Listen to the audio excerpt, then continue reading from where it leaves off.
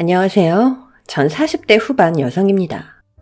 세상에 하고 싶은 걸 다 하고 사는 사람이 있을까요? 세상 최고 부자라는 만수르도 자기가 하고 싶은 걸 다 누리진 못할 겁니다. 아무리 돈이 많아도, 아무리 유명해도 사람마다 자신이 가지고 싶은 것에 대한 욕망과 갈망은 죽을 때까지도 채우지 못할 겁니다. 왜냐고요? 사람은 끝없는 욕망에 사는 존재거든요. 하지만 인간이기에 주어진 환경에서 말 그대로 분수만큼 사는 사람들도 많습니다. 한 끼에 10만 원이 넘는 식사를 아무 걱정 없이 먹는 사람도 있고, 국밥 한 그릇도 사치라며 밥을 굶거나 편의점 라면으로 끼니를 때우는 사람들도 있습니다. 10만 원짜리 식사를 먹는 사람과 편의점에서 라면으로 끼니를 때우는 사람, 과연 둘 중 누가 더 행복할까요?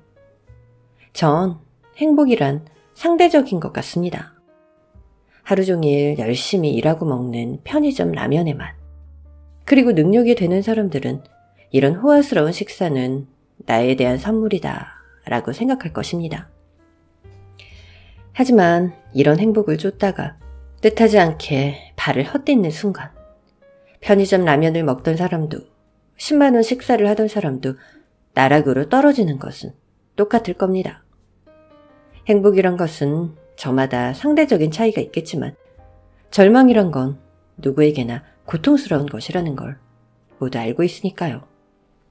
저도 남들에겐 별거 아니지만 단 하루의 행복을 쫓으려다 뜻하지 않게 차디찬 절망의 늪으로 빠진 적이 있습니다. 너무나도 열심히 살아왔고 그 누구에게 피해 한 번 안 주고 살았습니다. 그냥 단 하루만 행복이란 걸 누리고 싶어서 작은 사치를 부린 것이 저에겐 불행의 씨앗이 되고 말았습니다. 단 하루 행복하고 싶었던 날, 제가 가장 기억하기 싫은 날로 기억된 그날의 이야기, 여러분께 들려드리고자 합니다. 전 어릴 때부터 늘 부족하게 살았습니다. 밥을 먹어도 늘 배가 고팠고, 학교에 가서도 다른 아이들에 비해 남루한 옷차림으로 하루하루를 견뎌야 했기 때문입니다. 부족함이란 걸 일상으로 사는 저에게 한 번씩 나쁜 마음이 생기기도 했습니다. 돈 없는 부모 밑에서 태어나서 내 인생이 이렇게 된 거라고 말이죠. 저희 집의 가장은 어머니였습니다. 아버지는 태어날 때부터 소아마비로 다리가 불편해서 소일거리를 하며 생활비를 보탰고, 어머니는 식구들의 끼니를 책임지는 가장이었습니다. 그래서 왜 우리가 이렇게 사는지 열심히 사는 어머니를 보면 불평불만을 할 수 없었습니다. 엄마, 왜? 나 급식비 벌써 한 달 지났어? 지난달도 못 내서 선생님이 이번 달도 못 내면 급식 먹을 수 없다고 해서. 차라리 그게 낫겠다, 야. 뭐? 그냥 집에 있는 밥이랑 반찬 대충 싸서 때워. 엄마, 다른 애들은 다 급식 먹는데. 솔직히 우리 집 형편이 급식이 말이 되니? 없는 애들은 없는 대로 먹으면 될 것을 왜 꼭 다 같이 먹어야 한다고 우기는 건지. 그냥 다음 달부터 먹지 마. 엄마, 내가 엄마한테 용돈을 달랬어? 그냥 학교에서 친구들이랑 같이 점심 먹고 싶다는 건데 그것까지 안 된다고 하면. 너 엄마가 지금 어떻게 사는지 안 보여? 눈이 있으면 말을 해봐. 나 때는 네 나이에 공장 나가서 일했어, 이거사. 중학교가 어딨어? 너 좋은 시절에 태어난 줄 알아. 알겠어. 전 그래서 중학교 때부터 점심시간이 되면 혼자 교실에 앉아 찬밥과 김치로 끼니를 때웠습니다. 그런 저를 보는 친구들의 시선은 따가웠습니다. 야, 박선희, 이거 먹을래? 이게 뭔데? 나 너무 배불러서 먹다 남은 계란말이. 주면 고맙지. 전 친구가 비닐봉지에 싸온 계란말이를 보자마자 군침이 흘렀고, 친구는 제가 봉지를 여는 순간 침을 뱉었습니다. 야, 너 지금 뭐 하는 거야? 왜? 더럽냐? 이럴 거면 나한테 이걸 왜 준 거야? 네가 너무 염칠한 걸 모르는 것 같아서 순간 마음이 확 바뀌더라고. 뭐? 아니, 남은 반찬 준다니까 덥석 받아먹는 네 모습이 갑자기 얄밉더라고. 그래서 침 뱉었는데? 남이 준 선의를 공손하게 받으라는 나의 깊은 뜻을 잘 알라고. 너 진짜? 야, 간단하게 생각해. 넌 돈 없어서 급식 못 먹는 거고, 난 돈 있어서 급식 먹는 거고. 참. 그리고 내 돈 내고 먹은 음식에 침도 뱉을 수 있다는 거. 알아두라고, 이 거지야. 너 벌 받을 거야. 벌? 웃기고 있네. 너 같은 거지가 감히 나한테 어떻게 벌을 내려. 앞으로 그 더러운 반찬 냄새에 풀풀 풍기면서 교실에서 밥 먹다 나한테 들키면 다음에 네 밥에 침 뱉을 거니까 그렇게 알아? 알겠어? 그렇게 못된 짓을 하는 친구에게 할 말이 없었습니다. 친구가 한 말이 그땐 다 맞았거든요. 남이 주는 거 덥석 받는 거지 근성. 제가 제일 싫어하면서 그런 행동이 본능적으로 나왔다는 것에 전 제 자신이 너무 한심하고 부끄러웠습니다. 그날 도시락도 먹지 않고 하염없이 눈물을 흘리며 집으로 돌아가는데 제 앞에 꽃비가 내렸습니다. 너무나도 맑은 하늘, 그리고 바람을 타고 흩날리는 벚꽃잎들. 눈물은 자꾸 나는데 제가 서 있는 이곳이 꼭 천국 같았습니다. 매일 다니는 학교길이었지만 이렇게 아름다운 것들을 내가 본 적이 있었나 생각이 들었습니다. 안 본 것이 아니라 그동안 삶에 지쳐 못 보고 지나친 아름다운 것들이 저에겐 정말 많았구나. 그때 깨달았습니다. 사람이 그렇지 않나요? 자신의 마음에 꽃이 피어야 꽃이 보이고 자신의 마음에 먹구름이 잔뜩 있으면 먹구름만 보이기 마련이죠. 너무나도 치욕스럽고 내 자신을 원망했던 그날. 벚꽃잎은 왠지 절 위로하는 듯 이 세상에 저만을 위해 존재하는 것 같았습니다. 그래서 벚꽃은 제게 있어 아주 특별한 의미가 되었죠. 시간은 흘러 전 어느덧 성인이 되었고 겨우 고등학교를 졸업하고선 취업전선에 뛰어들었습니다.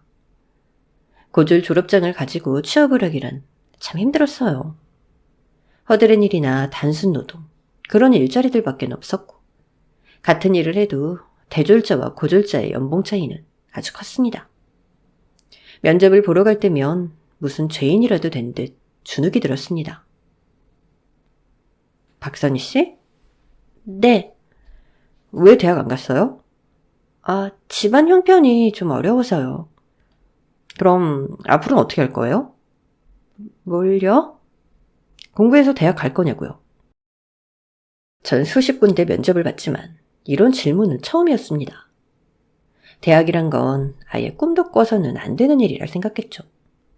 엄마 말대로 저에겐 사치일 뿐이었으니까요. 여기서 돈 벌어서 대학 갈 거면 일하고 아니면 다른 데 알아보세요. 네? 사지육신 멀쩡한 사람이 왜 꿈이 없습니까? 지금이 조선시대도 아니고. 여자라서? 돈이 없어서? 그건 핑계 아닙니까? 드라마에서 그런 말이 있더군요. 이루려는 자는 노력을 하고 포기하는 자는 핑계를 댄다고. 3일 줄게요. 박선희 씨가 핑계만 대고 있을 건지 노력을 할 것인지 고민하고 오세요. 아무도 저에게 꿈이라는 것에 대해 알려준 사람은 없었습니다. 그냥 전 이렇게 태어났으니까 이렇게 살아야 한다는 절망만 심어주었죠. 전 그때 사장님의 말을 듣고 정말 깊게 고민을 했습니다. 처음으로 앞으로 나는 어떻게 살 것인가 하고 말이죠. 약속했던 3일이 지나고 전 사장님을 찾아갔습니다. 사장님의 공장은 규모는 작지만 알아주는 중소기업이었어요. 사장님, 저 해보고 싶습니다. 뭘? 일도 공부도 꿈도 모두요. 한꺼번에 하면 체해요. 우리 차근차근 해봅시다. 그런데 사장님, 왜요? 왜 저한테 그런 말씀을 해주신 거예요? 제 부모님도 저한테 꿈을 가지라고 한 적이 한 번도 없었거든요. 나도 박선희 씨 같은 시간을 겪었거든요. 근데 후회가 막 밀려오더라고. 나 같은 사람은 안 됐으면 하는 바람에서. 근데 아무나한테 이런 이야기 안 합니다. 알죠? 네, 사장님.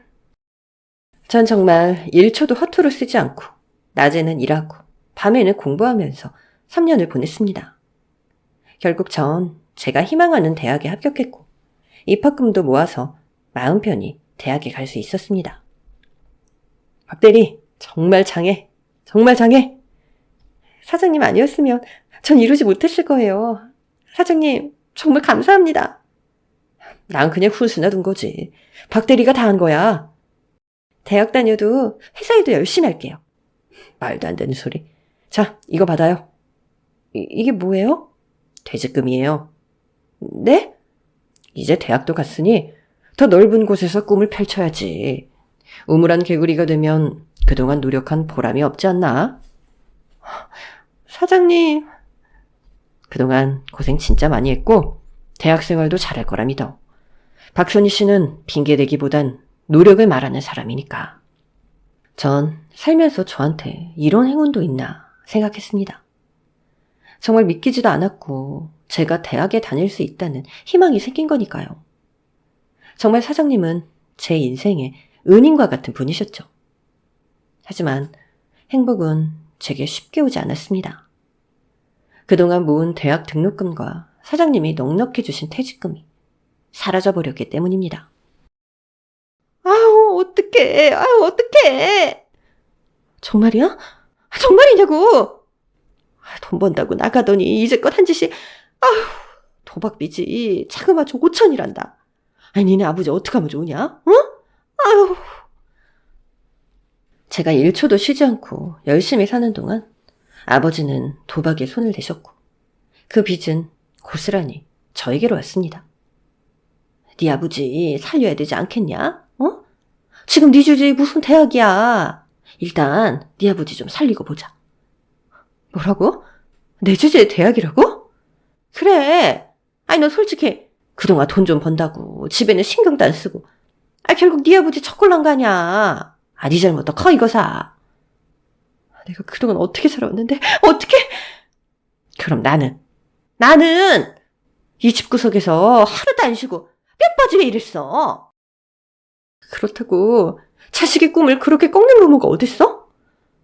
네가 아주 돈 좀 벌더니 분수를 판 말아먹었구나. 이게 어디서 진짜. 얼른 내놔. 돈 내놓으라고. 항상 그랬습니다. 엄마는 아빠가 불쌍하다고 늘 감싸기만 해줄 뿐 그 원망은 저에게 다 풀었습니다. 결국 전 퇴직금과 그동안 모은 대학 등록금을 아버지 도박빚 갚는데 다 쓰고 말았습니다. 선이야, 미안하다. 아버지가 앞으로 내 이름 부르지도 마. 선이야. 잘해보려고 했겠지. 큰돈 벌어보려고 했겠지.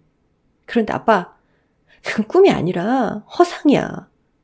나 이제 정말 이 집이 넌덜머리가 났어. 난 한 번도 부모님한테 도움을 요청해 본 적이 없어. 엄마 말대로 이대로 살다가 죽겠지 생각했어. 그런데 꿈이 생겼고 그 꿈을 위해 달려가던 것뿐인데 왜 그걸 망쳐? 왜? 너 돈 좀 갚아줬다고 아버지한테 바락바락 대드니? 나 앞으로 부모 없다고 생각하고 살 거야. 이번 일은 자식된 도리로서 당신들한테 주는 마지막 선물이라고 생각해. 잘 먹고 잘 살아. 전 그렇게 부모와 인연을 끊고 다시 바닥으로 내려갔습니다. 하지만 살아야 했기에 이를 악물고 일자리를 찾았고 작은 공장에 취직하게 됐습니다. 단순 노동을 하는 작은 공장이었어요. 하지만 지난 일터처럼 저에게 아무도 친절하게 대해주는 사람은 없었습니다. 야, 너 때문에 지금 밀린 거 안 보여? 죄송합니다. 너 졸았지? 아니요. 안 봐도 뻔해. 밤마다 실컷 놀다가 공장 와서 그냥 하루하루 때우는 인간들. 딱 너야. 앞으로 한 번만 더 이러면 진짜 너 가만히 안 둬. 알겠어? 그땐 정말 하루하루가 지옥이었습니다. 작업량도 많았고 선배들의 괴롭힘에 몸도 마음도 너무 힘들었습니다. 그런데 어느 날 저에게도 후배가 생기게 됐죠. 아, 여기는 이준호 씨. 선희 씨가 맡아서 잘 좀 가르쳐봐. 아, 네. 잘 부탁드립니다, 선배님. 까무잡잡한 얼굴에 작은 키. 호감형이라고 볼 수는 없지만 그냥 순박한 사람이구나. 그게 그 사람에 대한 저의 첫인상이었습니다. 선배님, 이렇게 하는 거 맞나요? 네. 근데 좀 더 빨리 해야 돼요. 여기서 밀리면 뒤에까지도 영향을 주니까. 네. 뭐가 그리 좋은지 맨날 헤헤거리고 다니는 그 남자. 뭐 때문에 저렇게 웃는지 이해를 할 수 없었습니다. 전 하루하루가 고통인데 저 사람은 왜 자꾸 웃는지. 보면 볼수록 밉다는 생각밖에 안 들었죠. 이준호 씨, 이거 왜 이런 거예요? 작업일지 이렇게 쓰면 안 되는 거 알잖아요. 아, 아까 저쪽에 계신 선배님이 이렇게 그냥 쓰라고 해서. 이준호 씨, 당신 이거 엿먹이려고 그러는 거 몰라요? 네? 저 사람들이 당신 엿먹이는 거라고. 에이, 설마요. 맨날 헤헤거리면서 웃기만 하고 실속은 하나도 없고 나까지 피해주지 말고 일 좀 똑바로 해요. 알겠어요? 네, 시작하겠습니다, 선배님.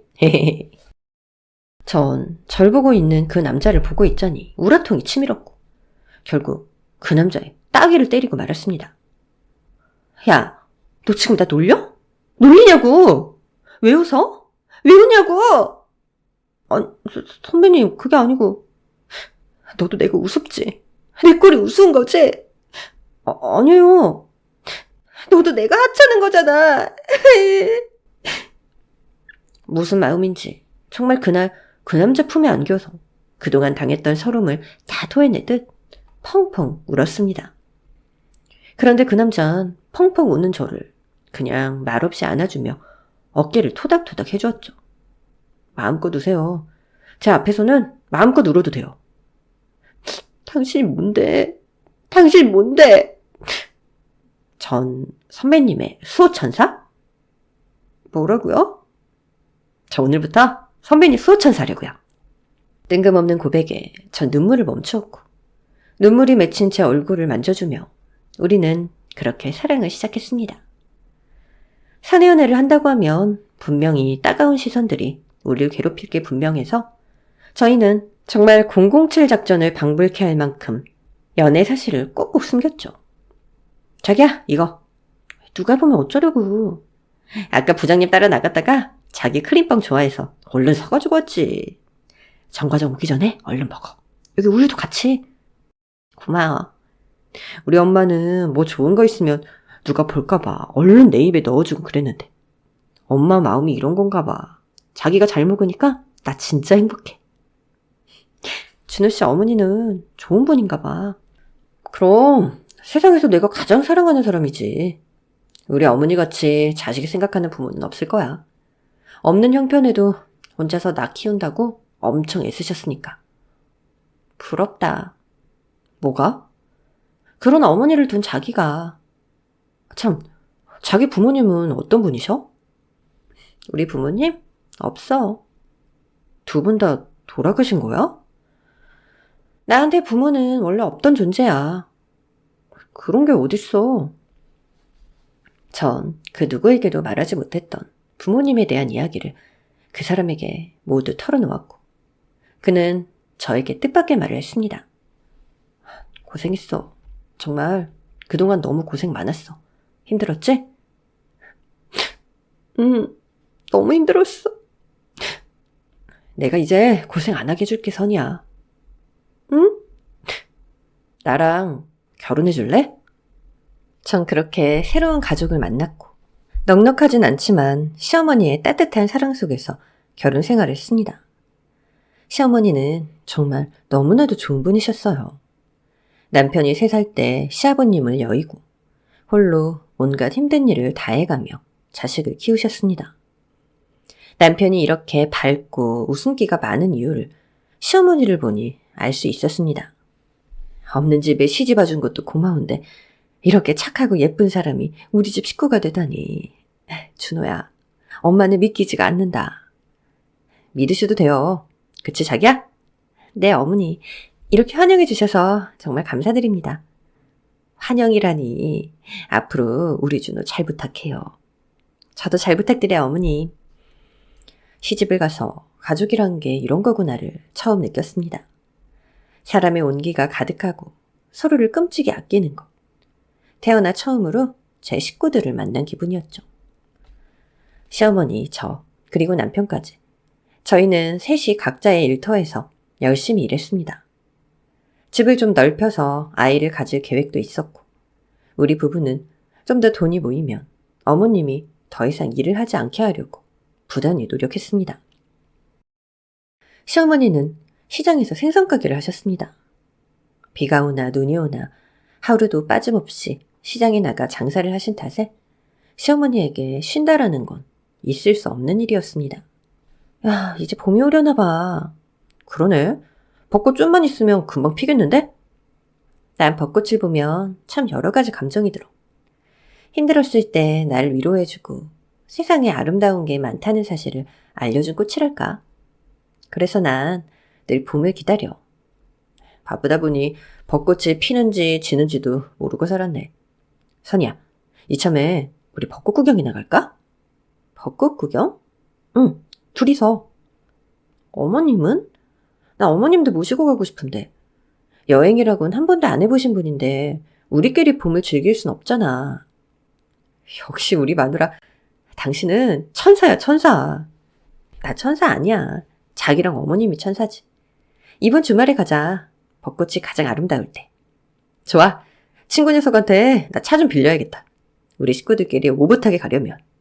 그래. 팍팍한 살림에 나들이 한번 제대로 못 간 우리 식구들. 우리 식구들에겐 작은 휴식이 필요했습니다. 호캉스나 해외여행은 못 가도 봄에 핀 벚꽃이라도 마음 편히 볼 수 있는 시간이 있어야 한다고 생각했습니다. 아유, 너네 둘이 가. 늙은이 데리고 가봤자 피곤만 하지. 어머님, 저 어머님 안 가시면 안 갈 거예요? 니네 둘이 즐겁게 놀다 와. 괜히 나까지 가서 꽃 구경도 제대로 못해. 엄마, 선이가 엄마 꼭 모시고 가고 싶다고 신신당부했어요. 그리고 저 친구한테 차도 빌려놨으니까 우리 셋이 오붓하게 꽃 구경 갈 수 있다고요. 네? 엄마. 어릴 때 죽은 내 동생이랑도 봄 되면 나물도 캐고 꽃반지도 만들고 참 좋았었는데. 어머님, 동생분이 계셨어요? 시장통에서 잃어버렸는데 소문에 차에 치여서 이 세상을 떴다고 하더라고. 그 후론 본 적도 소식도 들은 적이 없어. 이번 봄에 저희들이랑 즐겁게 보내시면 동생분도 하늘에서 기뻐하실 거예요. 아유, 우리 며느리 마음씨도 어쩜 저렇게 고울꼬. 결국 시어머니는 저희의 간곡한 설득에 함께 꽃놀이를 가기로 하셨고, 저희는 나들이를 간다는 기분에 들떠서 여행 가기 5일 전 들뜬 마음으로 하루하루를 보냈습니다. 아, 시간이 왜 이렇게 늦게 가냐? 자기야, 이틀 후면 출발이야. 벚꽃 하루아침에 다 지진 않겠지? 나 요즘 매일매일 일기예보 보잖아. 혹시나 우리 여행 가는 날 비 올까봐. 자기 꼭 소풍날 기다리는 아이 같아.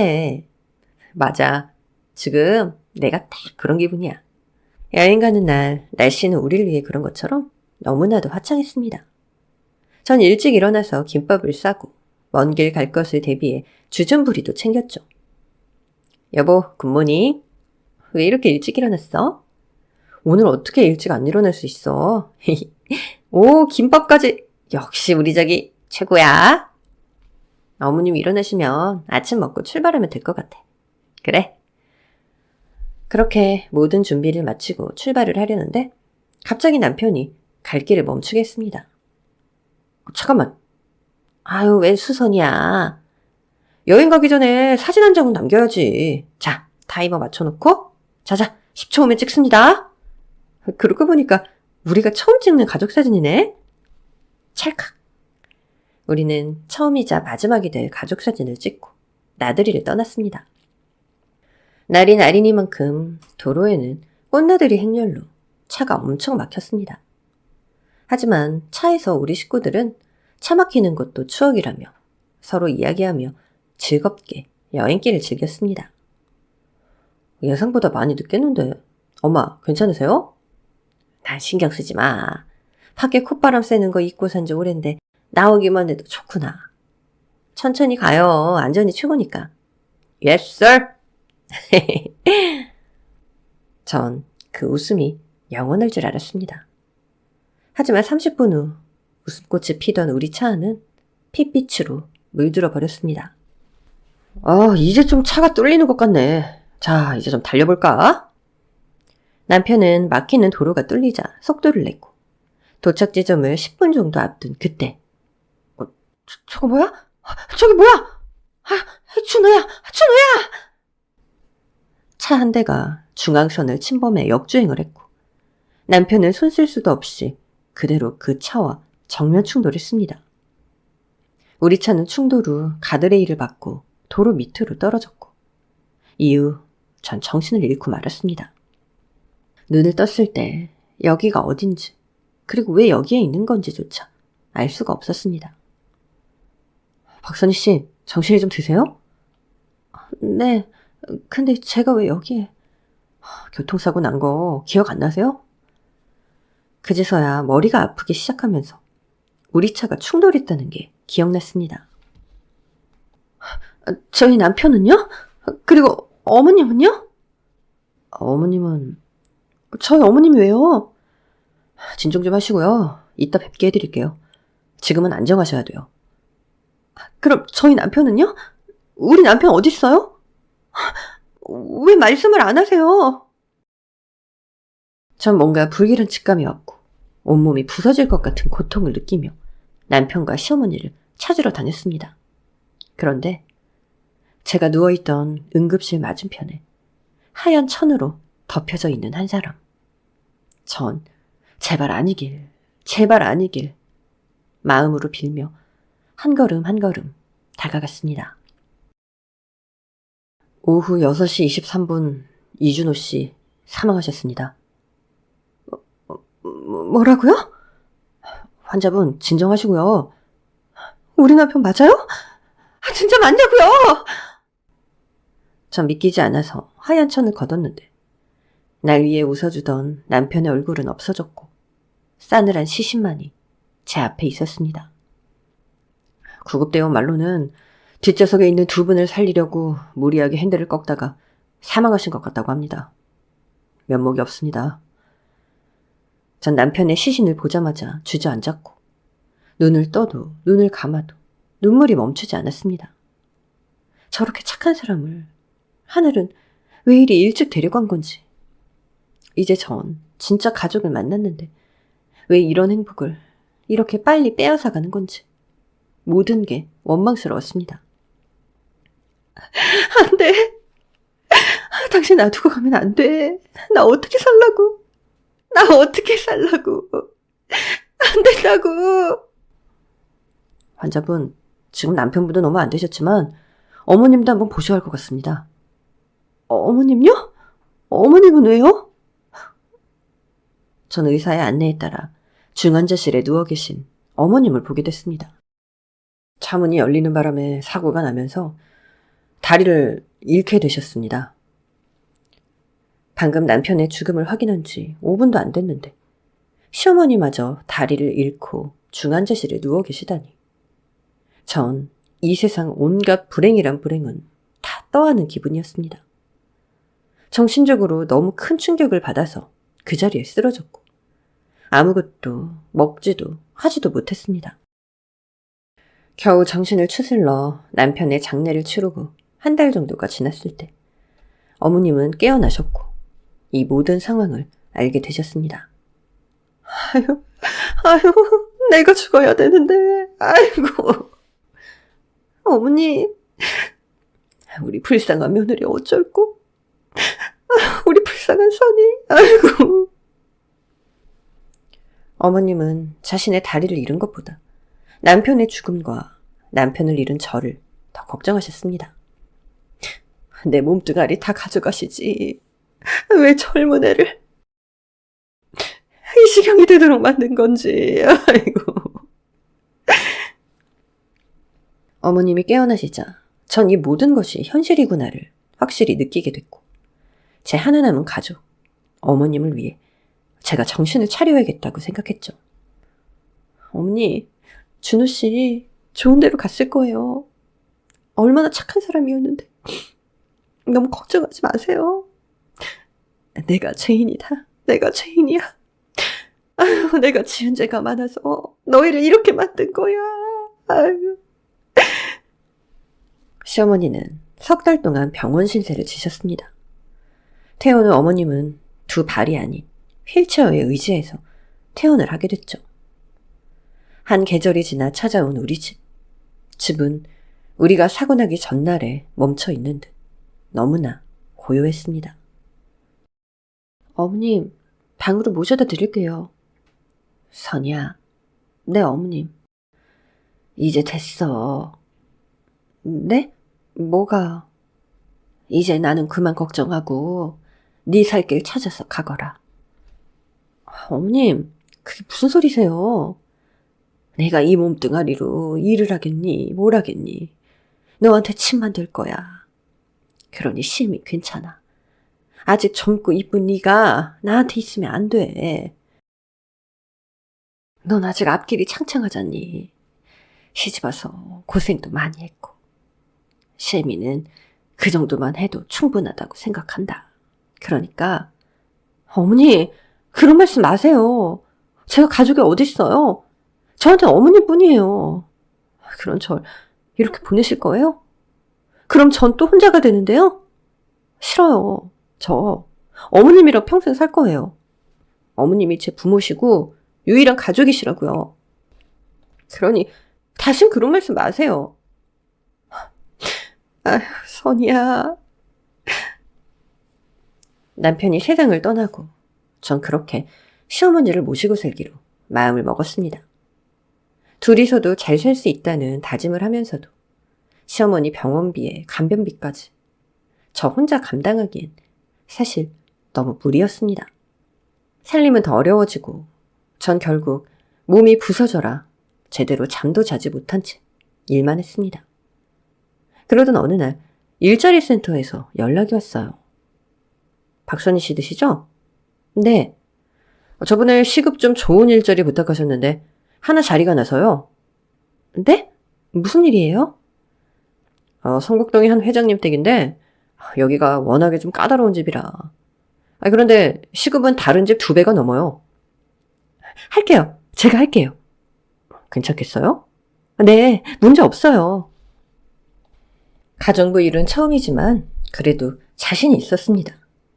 사실 어디 가서 일 못한다 소리는 들어본 적이 없는 저였기 때문에 전 돈만 생각하고 회장님 댁에 들어가게 되었죠. 일단 면접부터 보겠답니다. 그러니까 잘하고 오세요. 전 최대한 단정하고 깔끔하게 보이기 위해서 옷차림에도 신경을 썼습니다. 드디어 회장님 댁 문이 열리고 전 넓은 잔디밭을 지나 회장님 댁으로 들어가게 됐습니다.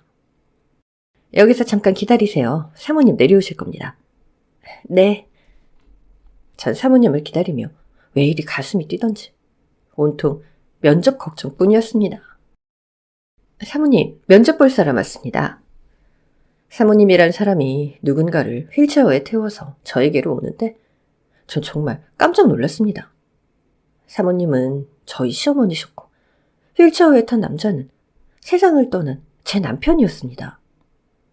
너무 놀라서 남편의 이름을 부를 뻔했지만 다시 두 눈을 비비고 나니 두 사람은 저희 시어머니와 남편을 닮은 사람들이었습니다. 전 요새 너무 일만 하고 먹는 걸 제대로 먹지 않아 헛것을 봤나 생각했지만 봐도 두 사람은 우리 식구들과 정말 비슷했습니다. 뭘 그렇게 한참을 봐요? 죄송합니다. 이런 일 해본 경험 있어요? 제가 살림에는 소질이 있어서요. 잘합니다. 아니, 내 아들 병간호 말이에요. 네? 전 가정부로 들어가서 일을 하는 줄 알았는데 그게 아니라 사모님의 아드님을 돌보는 사람으로 면접을 보게 된 겁니다. 내가 집안일이나 시키려고 시급을 그만큼이나 주며 사람을 구했겠어요? 보시다시피 내 아들이 하반신 마비예요. 24시간 붙어서 내 아들의 손과 발이 되어줄 수 있어요? 전 순간 이 일을 해야 하나 말아야 하나 걱정이 됐습니다. 하지만 시급이 너무 좋았기 때문에 결국 하겠다고 말씀드렸죠. 그런데 사모님, 저 7시에는 퇴근할 수 있도록 해주실 수 있을까요? 사실 저도 다리가 불편하신 시어머니를 모시고 있어서. 내 아들만 잘 케어해주면 그렇게 하도록 하세요. 감사합니다, 사모님. 전 면접을 본 뒤 온몸에 긴장이 풀려 집에 가는 길, 길바닥에 털썩 주저앉고 말았습니다. 사모님 포스가 장난이 아니었지만 정말 저희 시어머니와 너무 많이 닮았다는 생각을 떨칠 수가 없었죠. 집으로 도착하니 편지 봉투 하나가 와 있었습니다. 땡땡 사진관. 이게 뭔가 하고 열어봤다가 봉투 안에 든 사진을 보자마자 눈물이 왈칵 흘렀습니다. 가족여행을 가기 전 남편과 함께 찍은 우리 세 식구의 가족 사진이었어요. 남편이 하늘로 떠나고 나서 필름을 맡겼는데 너무 찾으러 오지 않아서 사진관에서 직접 저희 집으로 배달을 해준 것이었습니다. 전 그 사진을 보고 혹여나 어머님이 들으실까 베개를 얼굴에 묻고 얼마나 울었는지 모릅니다. 이 사람이 뭘 잘못했길래 이리도 일찍 데려가셨는지. 전 남편한테 해준 게 하나도 없는데. 후회가 파도처럼 밀려왔습니다. 전 사진을 제 지갑에 넣어 항상 가지고 다녔어요. 늘 어머님과 남편이 함께 있다는 생각을 가지고 열심히 일하겠다고 다짐했죠. 전 사모님의 아들을 정말 정성껏 돌봤습니다. 사고로 다리를 잃은 것도 저희 시어머니와 같다는 마음에 시어머니를 보는 듯한 마음으로 일을 했습니다. 하지만 일이 그리 쉽진 않았습니다. 다리를 잃었다는 아픔에서 아직 헤어나오지 못한 사모님의 아들은 사사건건 모든 것이 불평불만투성이었습니다. 아줌마, 수건이 너무 뜨겁잖아. 그래요? 제가 다시 가져올게요. 아니, 이번엔 차갑잖아. 지금 장난해? 그래요? 제가 다시 가져올게요. 아니, 물온도 하나 못 맞춰서 지금 뭘 하겠다는 거야? 죄송해요. 제가 다시 가져다 드릴게요. 전 하반신 마비의 고통을 누구보다 잘 알기에 사모님의 아들을 알뜰살뜰 돌봤습니다. 현석 씨라고 했죠? 난 현석 씨랑 참 많이 닮은 사람을 얼마 전에 하늘로 보냈어요.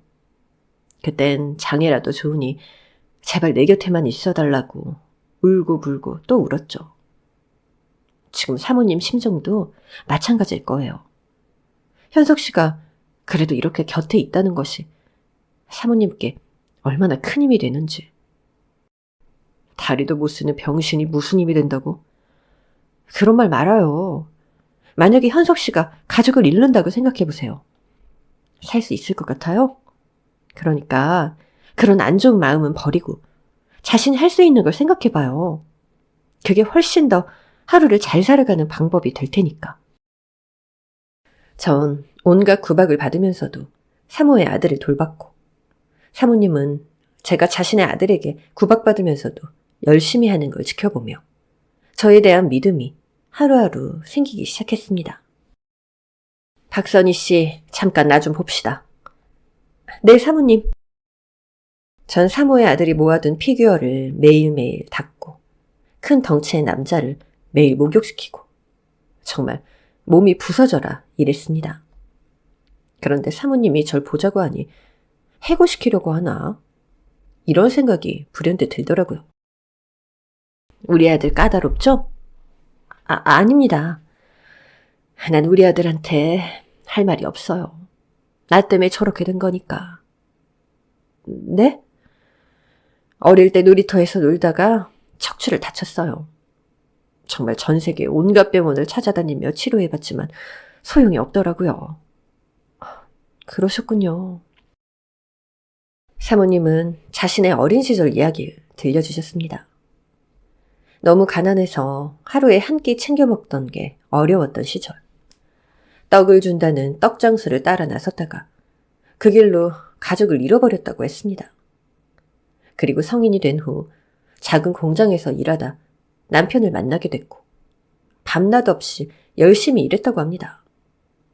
남편의 공장은 점점 커졌고 남편은 열심히 일한 사모님 덕분에 지금의 이 자리까지 오르게 되었다고 했습니다. 하지만 얼마 후 남편은 어마어마한 유산을 남기고 암으로 세상을 떠났다고 하셨습니다. 세월이 참 우습더라고. 내 인생의 목표는 내 가족을 찾는 일이다 라고 생각하고 전국 팔도 안 돌아다닌 데가 없었는데 돈이 뭔지 남편과 일을 하면서부턴 오직 돈 버는 일에만 집중했지. 그러다 가족 찾는 일도 잊어버리게 됐고 자식도 저지경 만들고. 돌이켜보면 내가 왜 이렇게 살았나 싶어요. 아니에요, 사모님. 그건 사모님 잘못이 아니에요. 빈말이라도 그렇게 말해주니 고맙네요. 사실 사모님 처음 배웠던 날 저 너무 놀랐어요. 사모님이 저희 시어머니와 너무 똑같이 생기셔서요. 선희 씨 시어머니? 네. 저희 시어머니도 시장통에서 동생을 잃어버렸다고 하셨는데 나중에 듣기에는 돌아가셨다고 하더라고요. 혹시 선희 씨 시어머니 사진 있어요? 네. 남편 죽고 나서 가족 사진을 지갑에 넣고 다니거든요. 여기요. 사모님은 사진을 보자마자 경악을 금치 못했습니다. 진짜 많이 닮으셨죠? 그리고 지금은 하늘로 간 제 남편, 아드님이랑도 많이 닮은 것 같기도 해요. 지금 시어머니 좀 볼 수 있어요? 네? 지금요?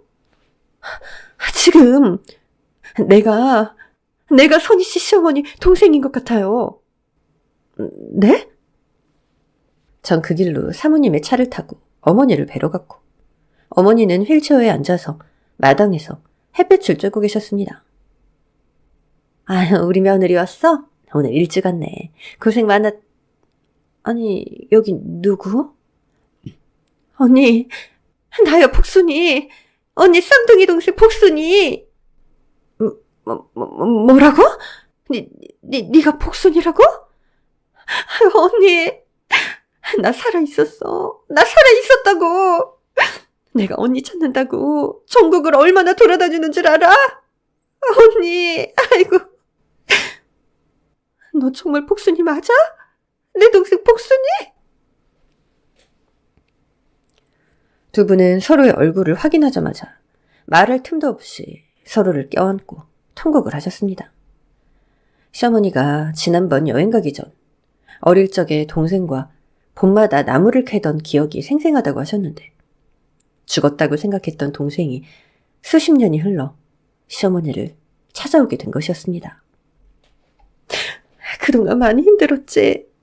아니야. 나 언니가 더 힘들었던 이야기 들었어.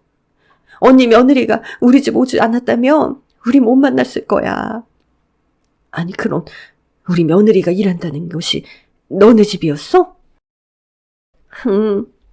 우리 아들도 척추를 다쳐서 휠체어를 타는데 우리 아들 돌봐줄 사람 뽑고 있던 중 언니 며느리가 우리 집에 온 거야. 이상하게 정이 가더라고. 근데 알고 보니 내 조카 며느리였다니. 세상에 이런 인연이 어딨겠어. 언니랑 나랑 하늘에서 만나라고 내려준 선물이야. 언니 며느리가. 그랬습니다. 시어머니와 사모님은 쌍둥이 자매였고 서로의 생사도 모른 채 수십 년을 따로 떨어져 살았던 것이었습니다. 저도 사모님의 아드님을 돌봐드리면서 남편의 모습을 순간순간 떠올렸던 것이 핏줄의 정 때문이었다는 걸 깨닫게 됐습니다. 언니, 우리 다신 헤어지지 말자. 나 이젠 언니 손 꼭 붙잡고 안 놓을 거야. 그래. 그러자. 늘 그리워했던 우리 언니, 그리고 조카 며느리까지. 나도 이제 진짜 가족이 생긴 거야. 그러니까 우리 이제 다 같이 함께 살자, 응? 시어머니와 전, 사모님, 아니 이젠 작은 어머님 댁으로 이사를 갔고 그렇게 아둥바둥 살았던 삶 대신 돈 걱정 없이 온 가족이 모여 매일 웃음꽃을 피는 행복한 나날들을 보내고 있답니다. 전 가끔 그런 생각을 합니다. 여행을 가지 않았더라면, 내가 시어머니를 만약에 떠났다면, 그리고 사모님 댁 일이 너무 힘들어서 일을 그만둬 버렸다면, 전 지금 어떻게 됐을까요? 제가 젊은 시절 일했던 사장님의 말씀을 늘 마음에 품고 살았던 탓에 저에게도 이런 행운이 찾아온 것 같습니다. 이루려는 자 노력을 찾고 포기하려는 자 핑계를 댄다. 시절 인연으로 끝난 인연이지만 그 말 한마디가 제 마음을 바꾸고 제 인생을 바꾸겠습니다. 끼니 한 끼만 해결하면 되겠지라는 순간의 행복보단 사랑하는 사람들과 함께 열심히 노력하고 일궈낸 소중한 행복이 더 영원하리라는 걸 이제야 깨닫게 됐습니다. 여러분, 여러분에게 행복은 어떤 의미인가요? 전 그렇게 생각해요. 지금 당신 곁에 있는 가족이, 그리고 지금 당신이 매일 하는 일들이 언젠가 모여 큰 행복을 이룰 거라 말이죠.